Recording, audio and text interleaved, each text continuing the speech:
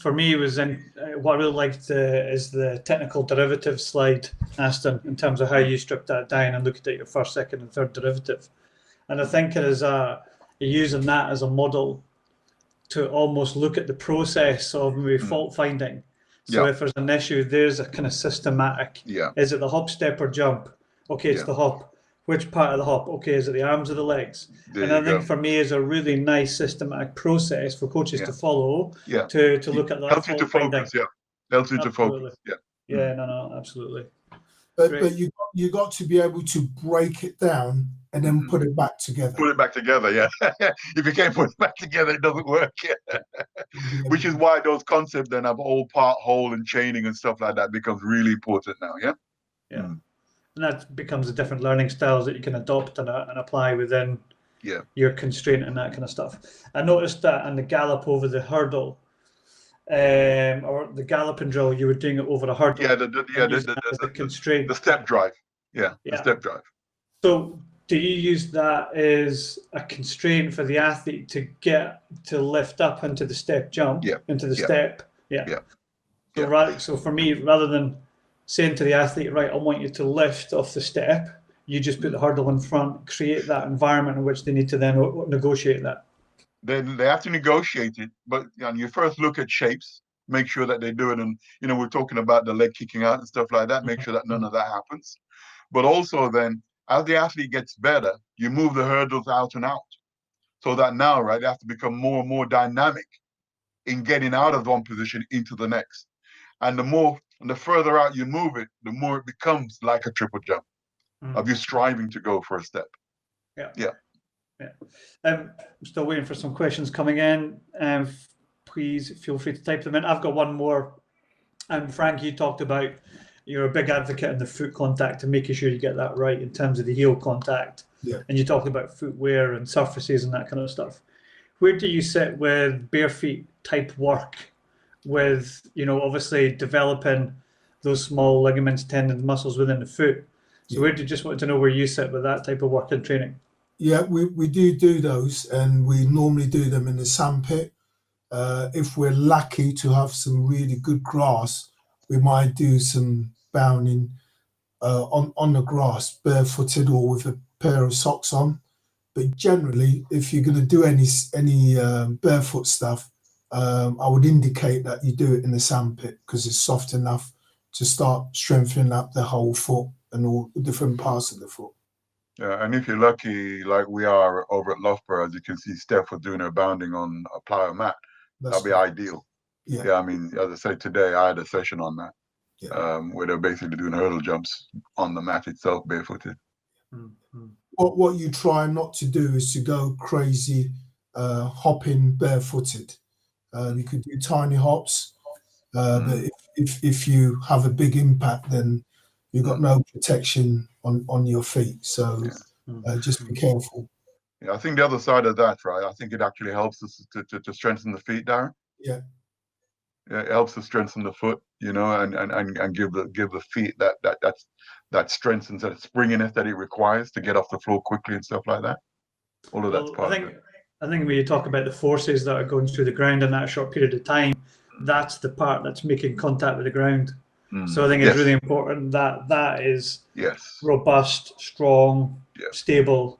Yeah, it is, and that's why when Frank goes on about heel first, absolutely, because if you don't put that heel first, you've got no stability at all in that 1.5 millisecond, basically. Okay, we've got a question from Ian Marriott. Let me just publish that. So Ian, it's actually referencing back to the graph that he talked about, the ground reaction forces. Is the force distribution similar to across all three takeoffs and contacts? The characteristics are, you'll have a spike, and as the athlete gains control, there's an eccentric part of that, and you can see where the athlete gains. You want to go for it? Yeah, well done. Yeah. So in the yellow part of that graph, and as we look at it, right, it says passive load, and you've got active load across the top here.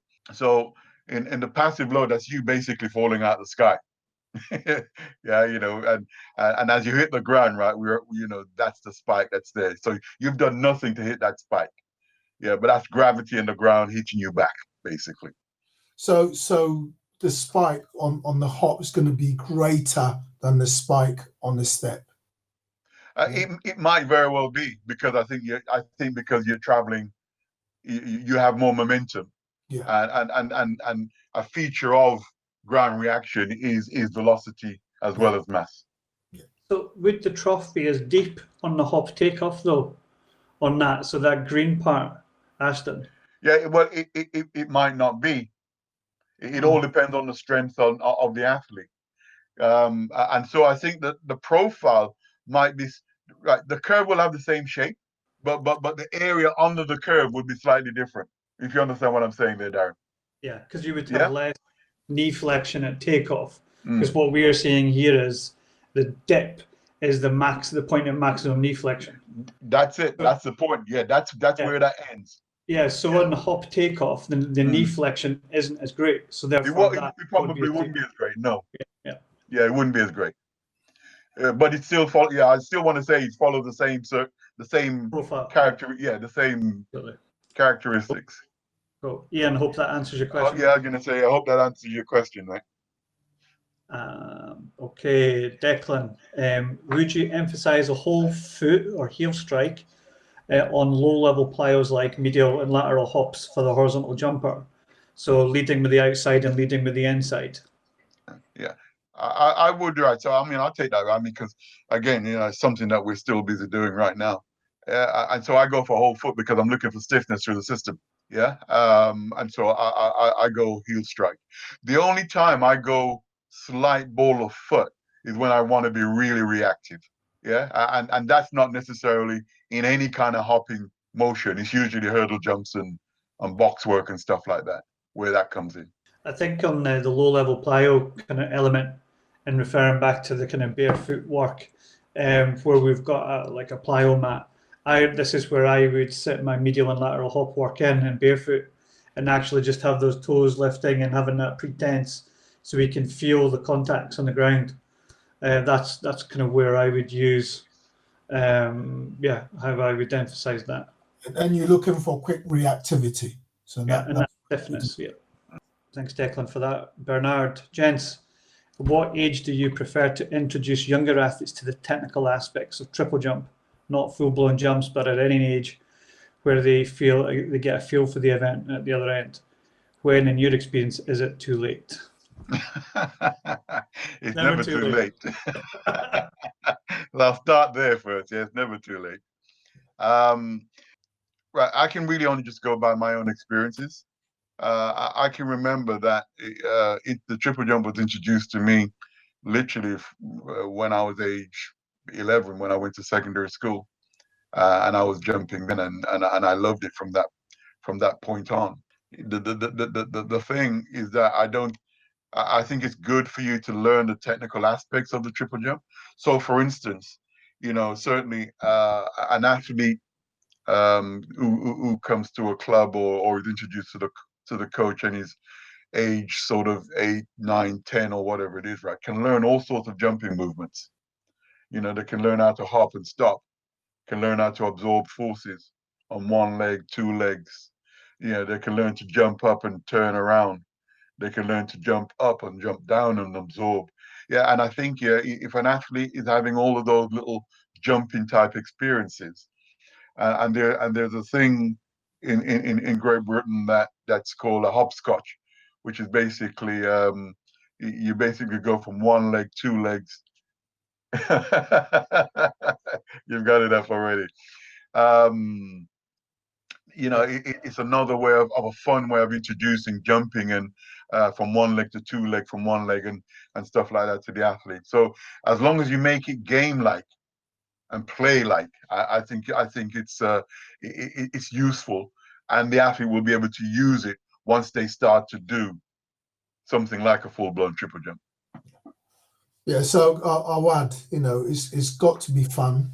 It's got, like you said, Aston, it's got to be game-like. And you're probably looking at age 14, 15 before you start really, really digging deep into what you would like them to do. But before then, they should just be playing. There's loads and loads of things you could do, jumping over those little hurdles, having races over it, and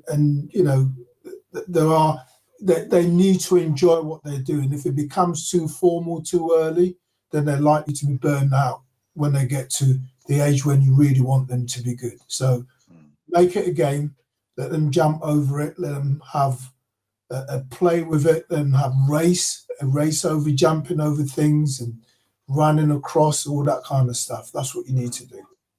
Yeah, and so, and of course, right, this is the age, right, when you also then, when we talked about teaching them how to hop properly, or safely, should I say. Yeah, rather than hop properly, hop safely. You could start as early as you want with that.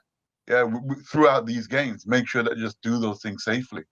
And it's one of my things is that almost any event, especially in athletics, starts from the ground up. So, look at what happens when they put their foot on the floor, and then you work up the chain then, and make things better and better that way. Yeah, I mean, the only thing I would add to that really, guys, is, I think at that young age, it's important that we develop that jumping, landing vocabulary, so they can jump forwards and backwards and 2 foot and 1 foot, sideways, and moving in different planes, in different directions, rotating, landing, and making it fun, and throw some puzzles at the kids and let them deal with those kind of puzzles that we throw. And I think the bigger vocabulary that they have from a movement, jumping, landing perspective, the better chance they have in terms of solving some of those bigger problems that we saw with Ben, step landing over a hurdle. That's kind of one of the more, as advanced, puzzles. So absolutely. yeah, absolutely. Yeah, and it's and I can't say that enough, right? Do not give that to young athletes. Okay, we've got a question then here in England. What are the initial competition ages? Where we are based at under 15, under 16, too late. Yeah, I mean, we had that in our little forum, didn't we? Yeah, I think they start standing triple jump in the games room, in the games hall activities. They do a standing triple jump, but then there's a period where they don't competing it. So yes, it's something that that I'm looking at. I don't know if that answers your questions or avoids it.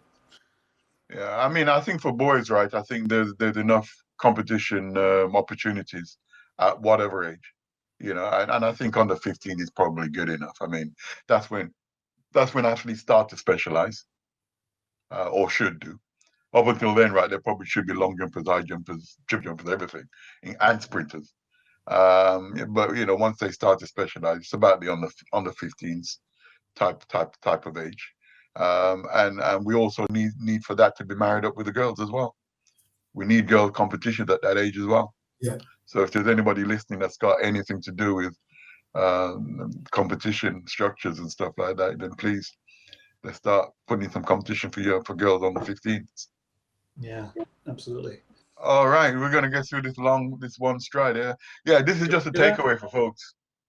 Yeah, it's sort of about right. Common technical faults. So if folks want to, if you're finding difficulty in the step phase, which is usually because of the hop landing, then these are some areas that you might want to go to actually see where the problems are. And these are my suggestions as to potential fixes for coaches. And some of those drills you actually saw demonstrated anyway. So that's a takeaway for those people who will download the presentation.